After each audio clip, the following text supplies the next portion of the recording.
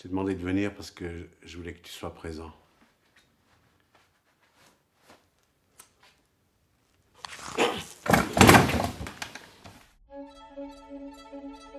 Michael Haneke doesn't want to entertain you. He wants to punish you.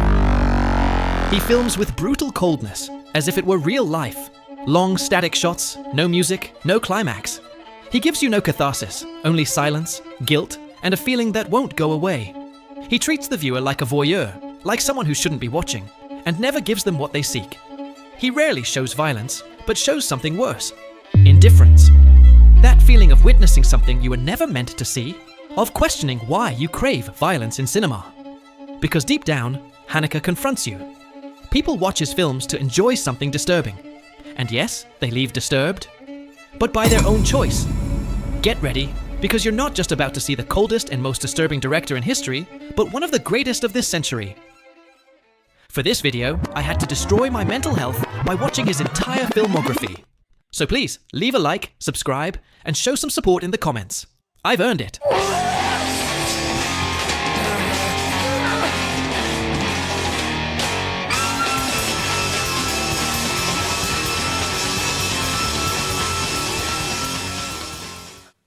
Feigling.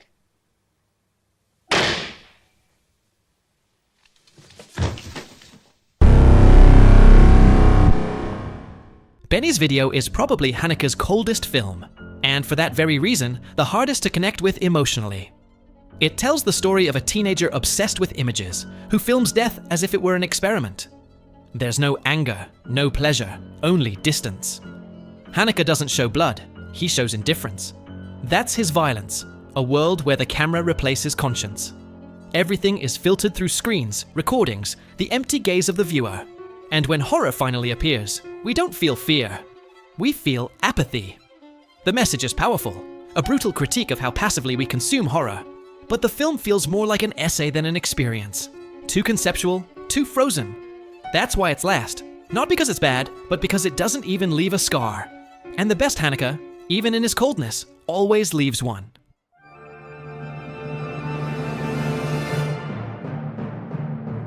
"71 Fragments of a Chronology of Chance" is one of Haneke's most puzzling works.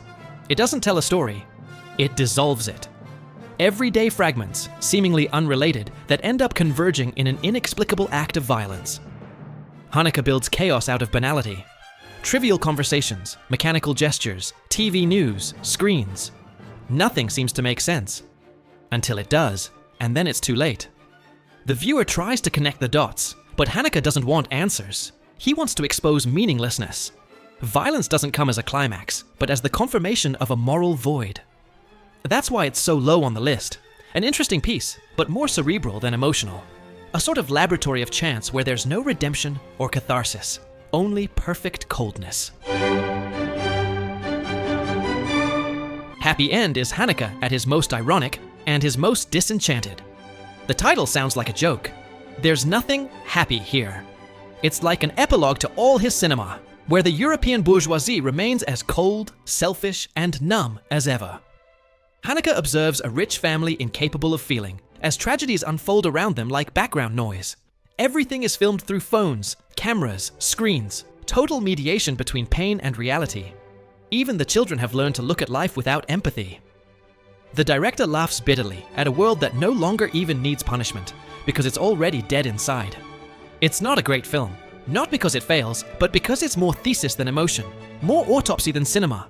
A lucid farewell, Haneke giving his final message, but without soul. Time of the Wolf is Haneke at his most apocalyptic, and also one of his hardest films to feel. There are no explanations, no hope, no music. Only a family trying to survive in a world that collapsed morally before it did physically. The end doesn't come with explosions, but with silence and exhaustion. Haneke films catastrophe without spectacle, without emotion, as if it were already routine. Everything is so austere that the viewer feels outside, watching emptiness. It's coherent and conceptually powerful, but so dry and distant that it barely leaves an emotional trace. A man throws a piece of paper in the street, a tiny, meaningless gesture.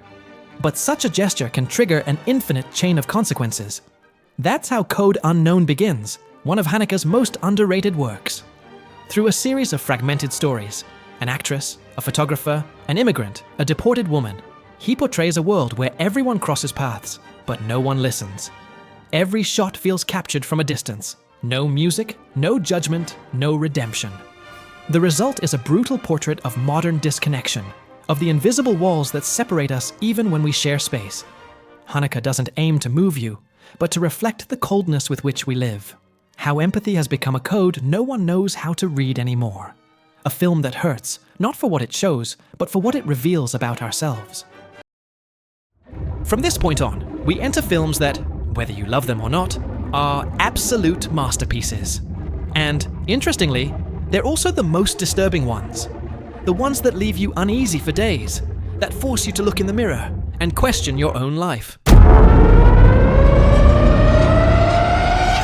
The Seventh Continent is, without a doubt, Haneke's most disturbing film. It follows the daily routine of a middle-class family. No music, barely showing their faces. Just repetitions, automatic gestures, and monotony. It's literally one of the slowest films ever made. But that's the point. Haneke wants you to suffer every second of their empty routine. They have everything materially, but society has stripped them of their humanity. As you watch, something feels wrong. An invisible tension, a constant unease. They do strange things, plan something you can't quite grasp. I won't spoil anything, but when you see what they end up doing, the impact is incomparable. We never know why. The film moves between ambiguity and absolute coldness. We only observe, helpless. It's one of the most devastating works ever made, not because it seeks emotion, but because it exposes lucidity. Be warned, it's extremely slow, empty, suffocating. And that's the point. When the horror arrives, you don't know why, but you understand it. And that's what makes it truly terrifying. It left me shaken for days.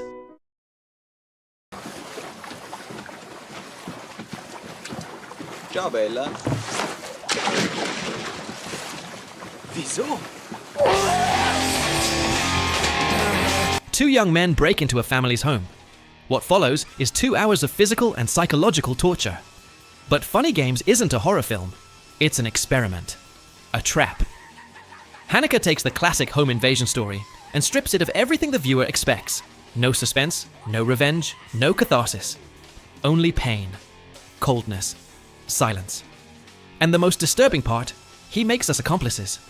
We watch, we wait for violence, we want it, almost without realizing it. And Haneke punishes us for that. Every frame is a slap to our voyeuristic curiosity. When one of the characters breaks the fourth wall, the game is revealed. We're no longer watching a film. We're being watched. Haneke stares straight at us and asks, "Is this what you wanted to see?"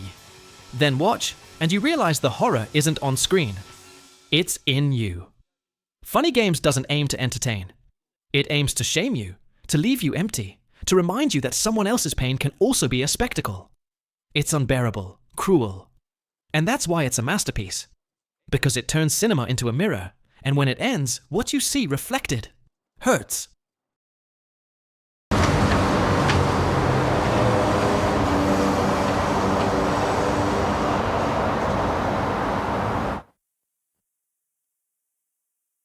Amour is the only Michael Haneke film that seems made from the heart, and also one of the most unbearable.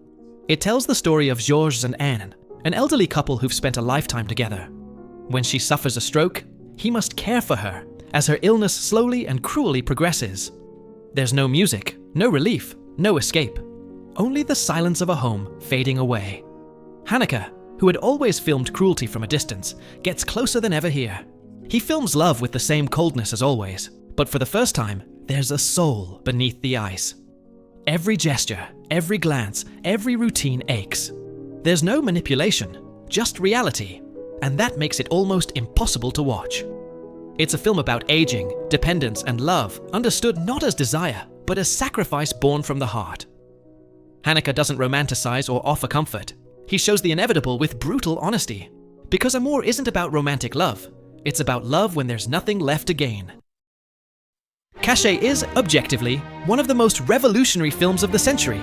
Haneke turns something as simple as a couple receiving anonymous tapes into a moral labyrinth about guilt, perception, and responsibility. There's no music, no jump scares, no conventional terror. only a static camera that watches and forces you to watch. From the very first minutes, you're unsure whether what you're seeing is part of the film or a recording within it. That ambiguity, so simple, so precise, forever changed how visual storytelling is understood. Haneke questions the act of watching itself. Who films? Why? What right do we have to look? It forces you to face your own role as a viewer, like funny games, but in a quieter, more cerebral way. Every frame is designed with obsessive precision. Every static shot hides invisible tension. And in that apparent calm, one of the most shocking scenes in film history erupts. Cachet is uncomfortable, yes, but also a turning point in modern cinema. Proof that true tension doesn't come from movement, but from silence.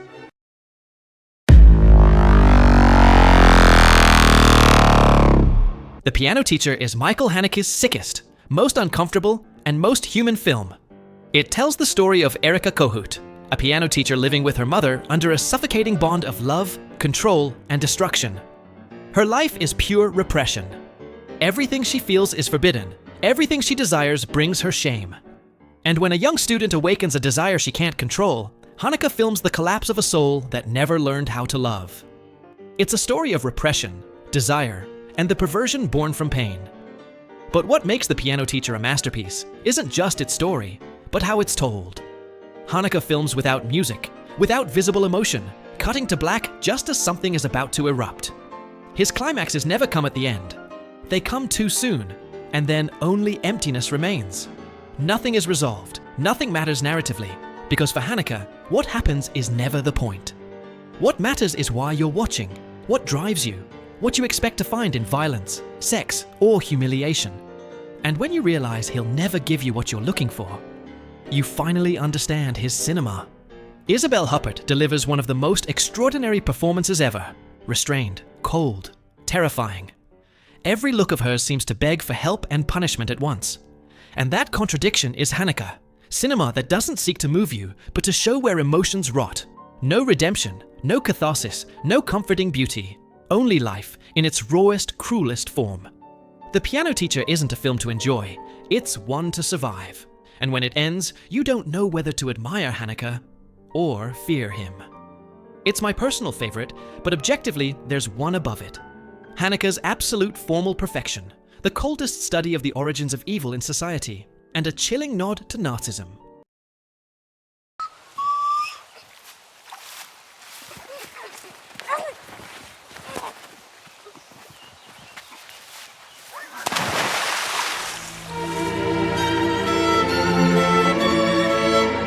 The White Ribbon is Michael Haneke's definitive masterpiece. Set in a small German village just before World War I, it depicts a seemingly peaceful community ruled by religion, obedience, and authority.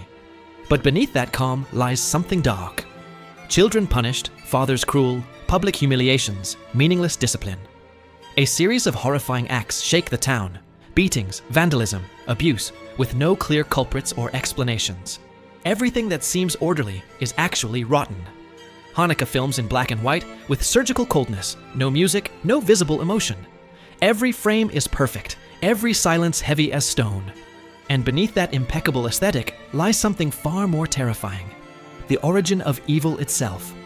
Because those children who learn to obey, to punish, and to stay silent will grow up to become the adults of Nazism.